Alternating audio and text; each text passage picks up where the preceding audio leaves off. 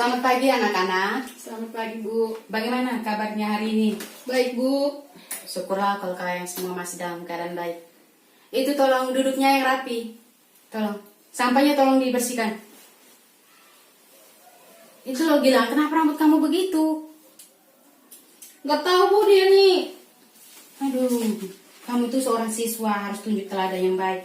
Rambut yang begitu cocoknya orang yang kocak atau sopir bemo, itu yang cocok. Tuh Gilang, dengar. Oke. Tolong ketua kelas pimpin kita dalam doa. Marilah kita berdoa dalam nama Bapa dan Putra dan Roh Kudus. Amin. Tuhan Yesus, terima kasih.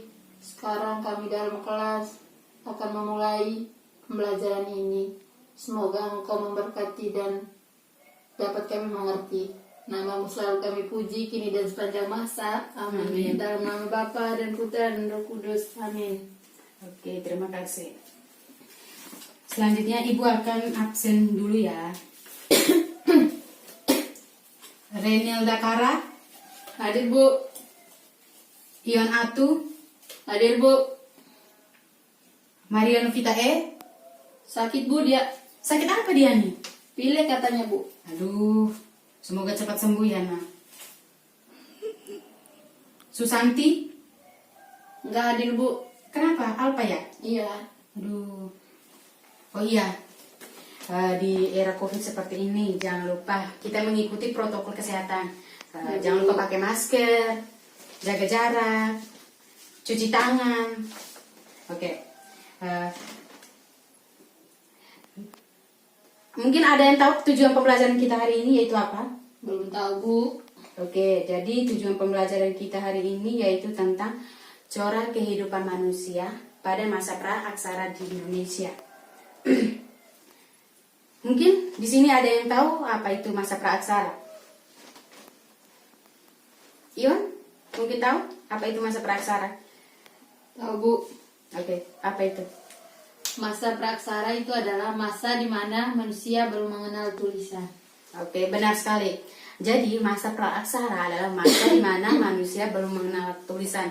Jadi manusia yang hidup pada masa itu adalah manusia purba. Oke, selanjutnya yaitu pembagian zaman prasejarah menurut geologi.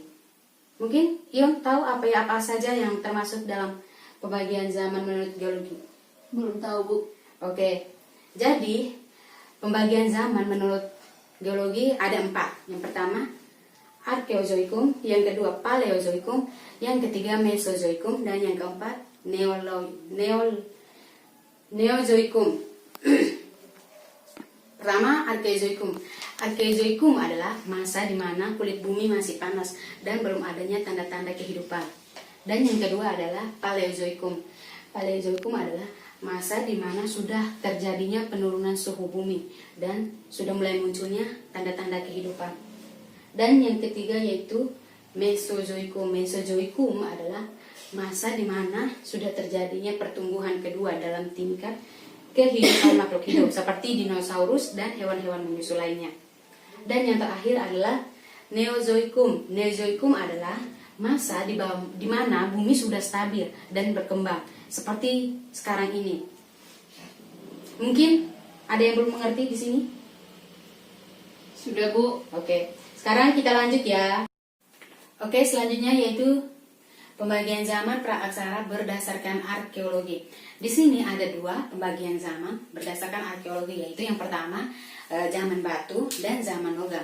Di zaman batu tersebut dibagi lagi menjadi 4 zaman, yaitu zaman batu tua atau Paleolitikum, yang kedua zaman batu tengah atau Mesolitikum, yang ketiga zaman batu muda atau Neolitikum, dan yang terakhir adalah zaman batu besar atau Megalitikum. Oke, yang pertama yaitu zaman batu tua atau Paleolitikum, di mana di masa tersebut hasil buatan alat-alat dari batu yang masih kasar dan belum diasah sehingga bentuknya masih sangat sederhana seperti kapak genggam. Selanjutnya yaitu zaman batu tengah atau Mesolitikum, di mana masa peralihan di mana cara pembuatan alat-alat kehidupannya lebih baik dari zaman-zaman sebelumnya yang sudah lebih halus seperti kapak pable atau kapak Sumatera. Yang ketiga yaitu zaman batu muda atau Neolitikum, di mana zaman tersebut alat-alat kehidupan sudah dibuat dari batu yang sudah dihaluskan sehingga bentuknya lebih sempurna dibandingkan zaman-zaman sebelumnya seperti kapak persegi dan kapak lonjong. Dan yang terakhir adalah zaman batu besar atau Megalitikum. Oke, sampai sini mungkin ada yang belum mengerti?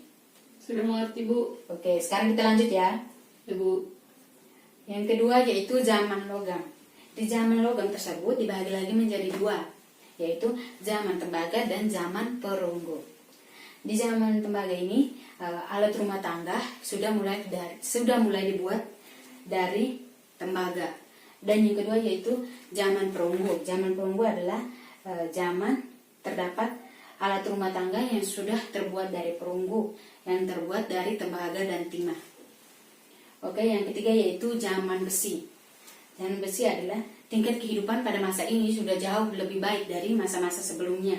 Dan manusia membuat alat rumah tangga terbuat dari besi yang dileburkan.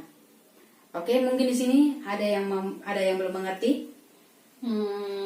Udah, Bu. Oke. Sekarang kita lanjut ya. Jenis-jenis manusia purba. Di sini ada 3 jenis manusia purba. Yang pertama, Meganthropus, kedua Pithecanthropus erectus, yang ketiga Homo. Oke, pertama yaitu Meganthropus. Meganthropus ditemukan oleh Van Koningswald pada tahun 1936 dan 1941 di Indonesia. Fosil yang ditemukan berupa rahang manusia purba yang berukuran besar. Jenis manusia tersebut yaitu bertubuh besar. Yang kedua yaitu Pithecanthropus erectus, adalah manusia kera yang berjalan tegak, yaitu Pithecanthropus erectus.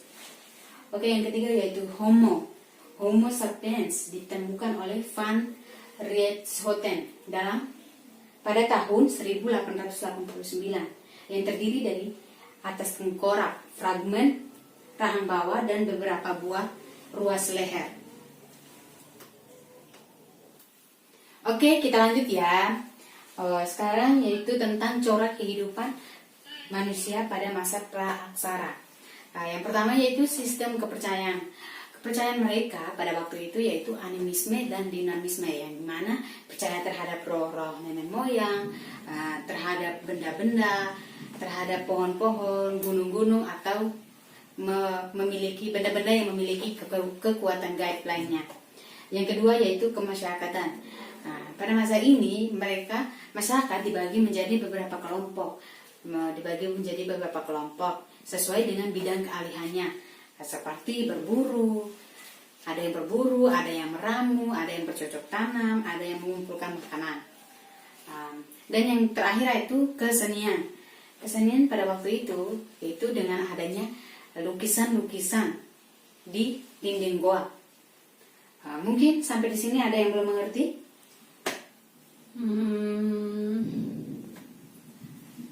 Sudah, Bu. Oke, kalau sudah, jadi pertemuan kita hari ini hanya sampai di sini saja.